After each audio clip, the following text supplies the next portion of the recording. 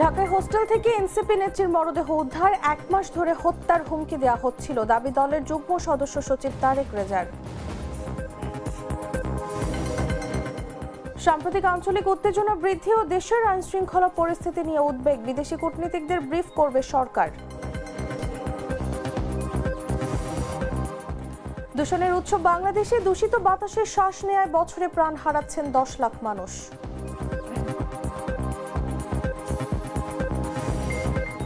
গেল 7 মাসে যুক্তরাষ্ট্রে কোনো অবৈধ অভিবাসী প্রবেশাধিকার পায়নি, জাতির উদ্দেশ্যে ভাষণের দাবি ট্রাম্পের, তীব্র সমালোচনা বাইডেন প্রশাসনের। এবং কোপা দেল রেতে তালাভেরার বিপক্ষে 3-2 গোলের জয়, জোড়া গোলের রিয়ালকে শেষ 16তে নিলেন এমবাপ্পে।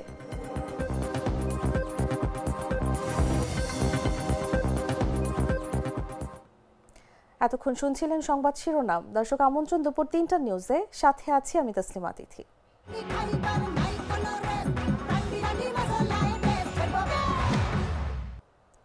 চলে যাচ্ছি পুরো খবরে। রাজধানীর জিগাতলা এলাকায় জাতীয় নাগরিক পার্টির নেত্রী জান্নাত আরার রুমির ঝুলন্ত মরদেহ উদ্ধার করেছে পুলিশ। বৃহস্পতিবার সকালে জিগাতলা পুরাতন কাঁচা বাজার রোডের একটি ছাত্রী হোস্টেলের 5ম তলা থেকে তার মরদেহ উদ্ধার করা হয়। তিনি এনসিপির ঢাকা মহানগর দক্ষিণ সমন্বয় কমিটির যুগ্ম সমন্বয়কারী ছিলেন। পুলিশ বলছে এটি আত্মহত্যা নাকি হত্যাকাণ্ড তা তদন্ত করে দেখা হচ্ছে। বিস্তারিত জাগো ডেস্ক রিপোর্টে।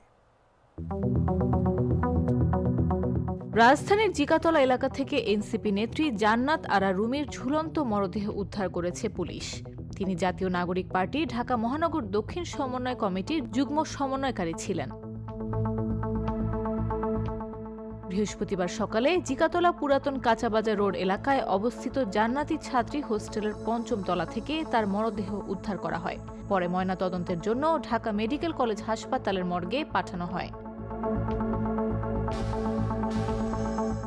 বিষয়টি নিশ্চিত করে হাজারীবাগ থানার ভারপ্রাপ্ত কর্মকর্তা হাফিজুর রহমান জানান, এটি আত্মহত্যা নাকি হত্যাকাণ্ড তা খতিয়ে দেখা হচ্ছে।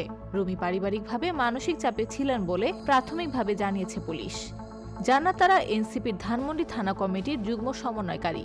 চলতি বছরের 6 নভেম্বর এই কমিটি ঘোষণা করা হয়।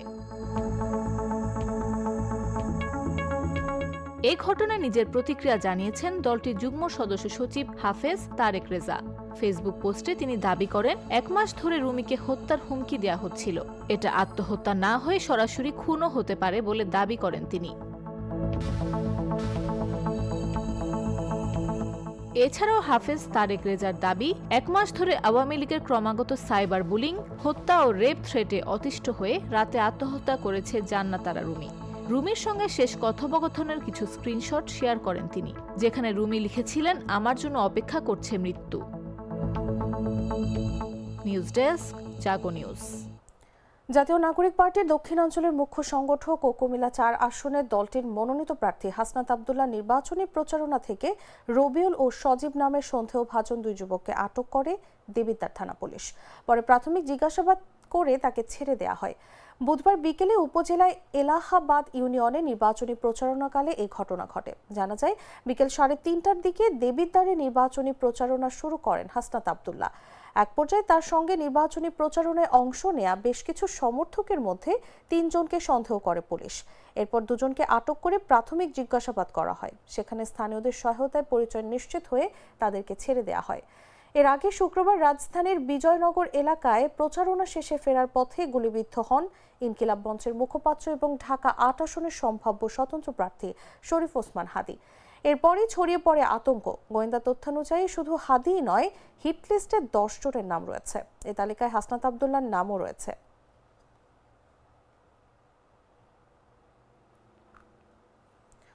নিরাপত্তা পরিস্থিতি বিবেচনায় সাময়িকভাবে বন্ধ ঘোষণা করা ঢাকার যমুনা ফিউচার পার্কে অবস্থিত ভারতীয় ভিসা কেন্দ্রের কার্যক্রম বৃহস্পতিবার স্বাভাবিক নিয়মে চালু করা হয়েছে। সকালে ভারতীয় হাইকমিশন কর্তৃপক্ষ বিষয়টি নিশ্চিত করেছে। এর আগে বুধবার ঢাকায় জুলাই গণ অভ্যুত্থানের সঙ্গে যুক্ত একাধিক সংগঠনের মোর্চা জুলাই ঐক্য এর ব্যানারে মার্চ টু ইন্ডিয়ান হাইকমিশন কর্মসূচি ঘোষণা করা হয়। ওই কর্মসূচির প্রেক্ষাপটে নিরাপত্তা পরিস্থিতি বিবেচনায় দুপুর 2টা থেকে যমুনা ফিউচার পার্কে অবস্থিত ভারতীয় ভিসা কেন্দ্রের কার্যক্রম বন্ধ রাখা হয়েছিল। এদিকে একই দিনে প্রায় 2 ঘন্টা আগে বাংলাদেশে ক্রমাবনতিশীল নিরাপত্তা পরিস্থিতি নিয়ে নয়াদিল্লির গভীর উদ্বেগ জানাতে দিল্লিতে বাংলাদেশের হাইকমিশনারকে তলব করে ভারতের পররাষ্ট্র মন্ত্রণালয়।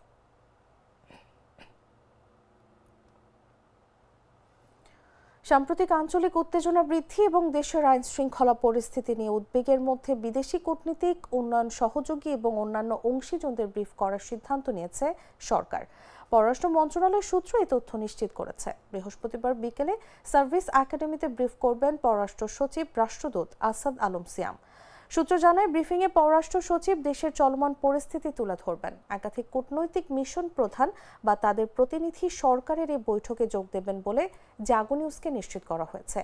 সূত্র বলছে, কূটনীতিকদের ব্রিফিংয়ে আগামী জাতীয় সংসদ নির্বাচন, যা 2026 সালের 12 ফেব্রুয়ারি অনুষ্ঠিত হবে, তার সময়সূচি ও রোডম্যাপ, নির্বাচনী পরিবেশে আইন শৃঙ্খলা পরিস্থিতি, নির্বাচনী প্রস্তুতি এবং প্রার্থীদের অংশগ্রহণ সংক্রান্ত বিষয়গুলো বিস্তারিতভাবে জানানো হবে।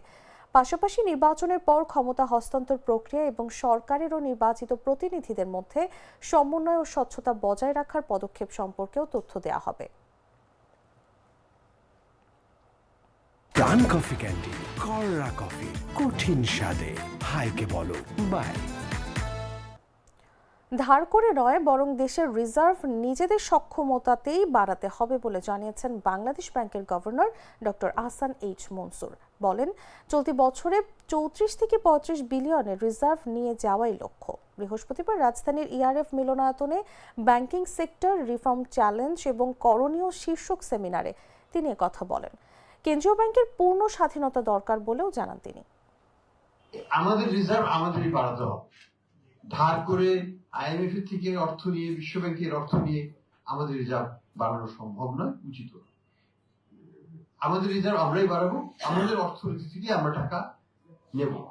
আমরা একটা participant. Bangladesh Bank is a player in the foreign exchange market. We will continue to play our role like any other central bank যেমন বাজারে আছে, আমরাও থাকবো সেখানে। এবং আমরা খুব ট্রান্সপারেন্ট ওয়েতে কিন্তু আমরা ডলার দিচ্ছি। এখানে কোনো চাপ সৃষ্টি করা হচ্ছে না। আমরা বলছি যে আপনারা অপশনে যাচ্ছেন, অপশনে বিট করেন, কত টাকায় আপনি ডলার বিক্রি করবেন। আমরা যদি কেনার ইচ্ছে থাকে আমরা ওই ডলারটা ওই পরিমাণটা কাট অফ পয়েন্টে আমরা কিনব। দেশে প্রথমবারের মতো স্বয়ংক্রিয় জ্বালানি বিপণন ডিপোর কার্যক্রম উদ্বোধন হয়েছে কুমিল্লায়। পেট্রোলিয়াম কর্পোরেশনের উদ্যোগে চালু হওয়া এই ডিপো থেকে কুমিল্লা, লক্ষ্মীপুর, ফেনী ও নোয়াখালীতে পেট্রোলিয়াম জ্বালানি সরবরাহ করা হবে।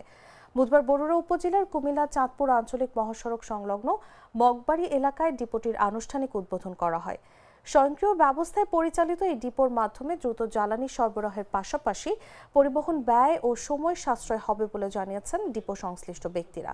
উদ্বোধনী অনুষ্ঠানে প্রধান অতিথির বক্তব্যে বাংলাদেশ পেট্রোলিয়াম কর্পোরেশনের চেয়ারম্যান আমিনুল আহসান বলেন, দেশের ইতিহাসে এই প্রথম অটোমেটেড পেট্রোলিয়াম ডিপোর যাত্রা শুরু হলো, যা জ্বালানি খাতে একটি নতুন মাইলফলক। সেনানিবাস এলাকায় এতদিন যে গতানুগতিক ডিপো ছিল সেটার বাইরে এসে এটা টোটালি অটোমেটেড।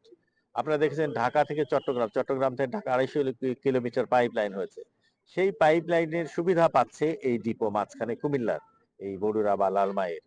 এখানে আপনার পাইপ লাইনে চট্টগ্রাম থেকে তেল চলে আসবে এবং এখান থেকে আমাদের ট্যাঙ্ক লরি, ট্যাঙ্ক ওনার্স বা পেট্রোল পাম্প মালিক সমিতিরা যে অটোমেটিক লোডিং আর্মের মাধ্যমে নিবে মিটারের মাধ্যমে, এবং আরএফকিউ মানে যে আপনার কার্ড আছে, আরএফআইডি কার্ড, সেই কার্ড থাকবে, তারা পাঞ্চ করবে, নিজে নিজেই তেল নিয়ে চলে যাবে। কেউ 4000 মানে 4500 লিটার বা 9000 লিটার, 13500 লিটার ট্যাঙ্ক ভরে নিয়ে চলে যাবে। এবং এইটা পুরো গেট কন্ট্রোল থেকে সবকিছুই অটোমেটিক সিস্টেমে করা আছে। ওয়েইং মেশিন আছে এখানে, ওয়েটিং লাউঞ্জ থেকে শুরু করে কিউই জোন আছে, এভরিথিং ইজ হিয়ার।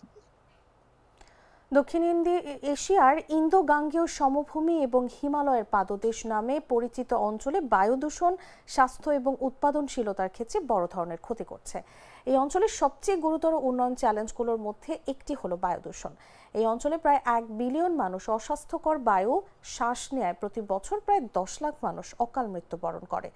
বৃহস্পতিবার বিশ্বব্যাংকের ঢাকা অফিস থেকে পাঠানো এক বিজ্ঞপ্তিতে তথ্য জানানো হয়েছে। বিজ্ঞপ্তিতে বলা হয়, বার্ষিক আঞ্চলিক জিডিপির প্রায় 10% অর্থনৈতিক ক্ষতি অনুমান করা হয়।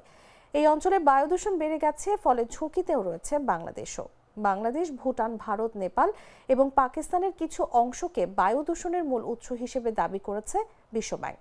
সংস্থাটি জানায়, বিভিন্ন ক্ষেত্রে এবং বিচার ব্যবস্থায় নেওয়া হলে কয়েকটি পদক্ষেপ উল্লেখযোগ্যভাবে দূষণ কমাতে, জনস্বাস্থ্যের উন্নতি করতে এবং শক্তিশালী অর্থনৈতিক প্রবৃদ্ধিকে সমর্থন করতে পারে। বিশ্বব্যাংক জানায়, বাংলাদেশ, ভুটান, ভারত, নেপাল এবং পাকিস্তানের কিছু অংশ নিয়ে গঠিত IGPHF দেশগুলো বায়ু দূষণের মূল উৎস। এর মধ্যে রয়েছে রান্না ও গরম করার জন্য কঠিন জ্বালানি পোড়ানো, উপযুক্ত ফিল্টার প্রযুক্তি ছাড়াই জীবাশ্ম জ্বালানি এবং জৈব বস্তু পুঞ্জ পোড়ানো, অদক্ষ অভ্যন্তরীণ দহন যানবাহন ব্যবহার করা, কৃষকরা ফসলের অবশিষ্টাংশ পোড়ানো এবং অদক্ষভাবে সার ও সার ব্যবস্থাপনা করা এবং পরিবার ও প্রতিষ্ঠানগুলো বর্জ্য পোড়ানো। এসব কারণে এসব অঞ্চলে বাড়ছে দূষণ।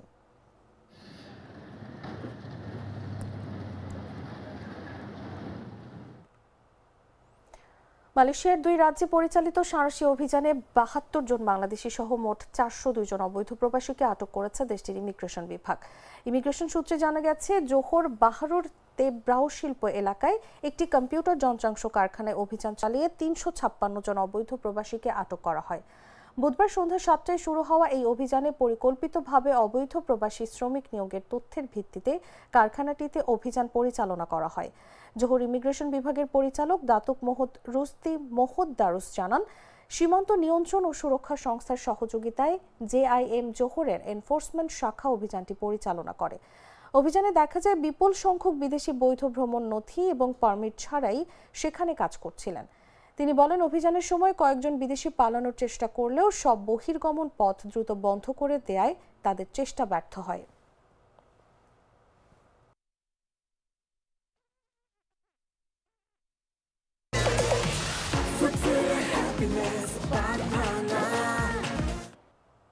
জানাবো আন্তর্জাতিক সংবাদ।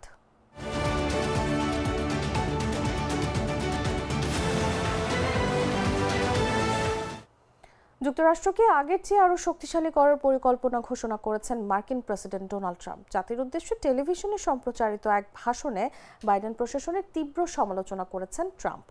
আমেরিকার অর্থনীতির জন্য রোডম্যাপ ঘোষণা করেছেন এই মার্কিন প্রেসিডেন্ট। দেশের অর্থনীতিকে তিনি যেভাবে পরিচালনা করছেন, সেসব কারণে মানুষের কাছে জনপ্রিয়তা কমে যাওয়ার পরই ট্রাম্প এমন ঘোষণা দিলেন।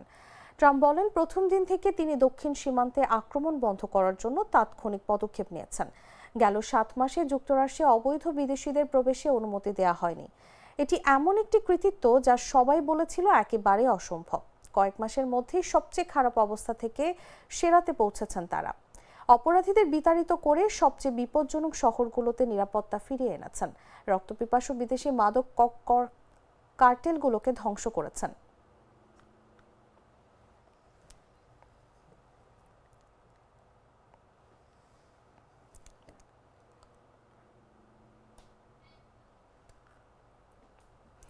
নাইজেরিয়ার প্লাটো রাজ্যের আতাসো গ্রামে একটি খনি স্থাপনায় হামলা চালিয়েছে বন্দুকধারীরা। এতে কমপক্ষে 12 জন নিহত এবং 3 জনকে অপহরণ করে নিয়ে যাওয়া হয়েছে। বুধবার স্থানীয় একদল নেতা এই তথ্য জানিয়েছেন। বেরোম ইউথ মোল্ডার্স অ্যাসোসিয়েশনের প্রধান ডালিওপ সলোমন মাওয়ান্তিরি বলেছেন, আক্রমণকারীরা মঙ্গলবার গভীর রাতে হামলা চালিয়েছে। এই ঘটনায় আরও 5 জনকে গুলিবিদ্ধ অবস্থায় হাসপাতালে ভর্তি করা হয়েছে। পুলিশের মুখপাত্র আলফ্রেড আলাবো নিশ্চিত করেছেন যে এই হামলার ঘটনায় তদন্ত চলছে। সর্বশেষ এই হামলার ঘটনা ওই অঞ্চলের নিরাপত্তাহীনতার ঘটনাকে আরও স্পষ্ট করে তুলছে। সেখানে জাতিগত ও ধর্মীয় দ্বন্দ্ব দীর্ঘদিন ধরেই মারাত্মক আকার ধারণ করেছে। শান্তি পুনরুদ্ধারের জন্য সরকার বারবার প্রতিশ্রুতি দিলেও সহিংসতা বৃদ্ধি পাচ্ছে।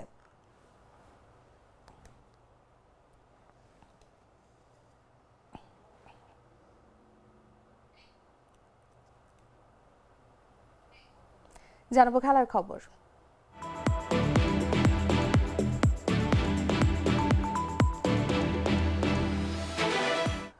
কোপা দেল রের উত্তেজনাপূর্ণ ম্যাচে তালাভেরাকে 3-2 গোলে হারিয়ে শেষ 16 নিশ্চিত করেছে রিয়াল মাদ্রিদ। ম্যাচের নায়ক কিলিয়ান এমবাপ্পে জোড়া গোল করে এক মৌসুমে রিয়ালের হয়ে ক্রিস্টিয়ানো রোনালদোর সর্বোচ্চ গোলের রেকর্ড স্পর্শ করা থেকে মাত্র 1 গোল দূরে আছেন ফরাসি তারকা।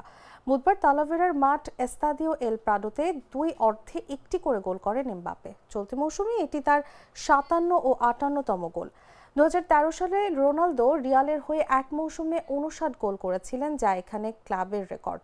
আগামী শনিবার সেভিয়ার বিপক্ষে গোল পেলেই সেই কীর্তি ছোবেন এমবাপ্পে। ম্যাচের শুরু থেকেই আধিপত্য দেখায় রিয়াল। ৪২ মিনিটে পেনাল্টি থেকে প্রথম গোল করেন এমবাপ্পে। এরপর আত্মঘাতী গোলে ব্যবধান বাড়ে। দ্বিতীয়ার্ধে তালাভেরা একটি গোল শোধ করলেও ৮০ মিনিটে এমবাপ্পের দুর্দান্ত দূরপাল্লার শটে জয় নিশ্চিত হয়। শেষ দিকে আরেকটি গোল পেলেও তালাভেরার বিদায় ঠেকেনি। টানা বাজে সময়ের পর শেষ ৫ ম্যাচে এটি আলোনসোর অধীনে রিয়ালের তৃতীয় জয়, যা ফর্মে ফেরার ইঙ্গিত দিচ্ছে।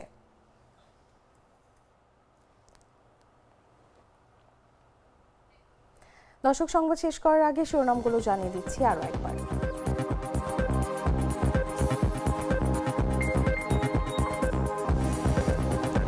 ঢাকায় হোস্টেল থেকে এনসিপি নেত্রীর মরদেহ উদ্ধার। ১ মাস ধরে হত্যার হুমকি দেওয়া হচ্ছিল, দাবি জলের যুগ্ম সদস্য সচিব তারেক রেজার। সাম্প্রতিক আঞ্চলিক উত্তেজনা বৃদ্ধি ও দেশের আইন শৃঙ্খলা পরিস্থিতি নিয়ে উদ্বেগ, বিদেশি কূটনীতিকদের ব্রিফ করবে সরকার। দূষণের উৎস বাংলাদেশে, দূষিত বাতাসে শ্বাস নেওয়ায় বছরে প্রাণ হারাচ্ছেন ১০ লাখ মানুষ।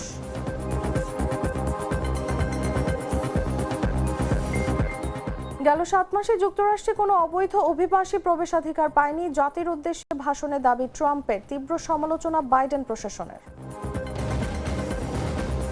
এবং কোপা দেল রেতে তালাভেরার বিপক্ষে ৩-২ গোলের জয়, জোড়া গোলে রিয়ালকে শেষ ১৬তে নিলেন এমবাপ্পে।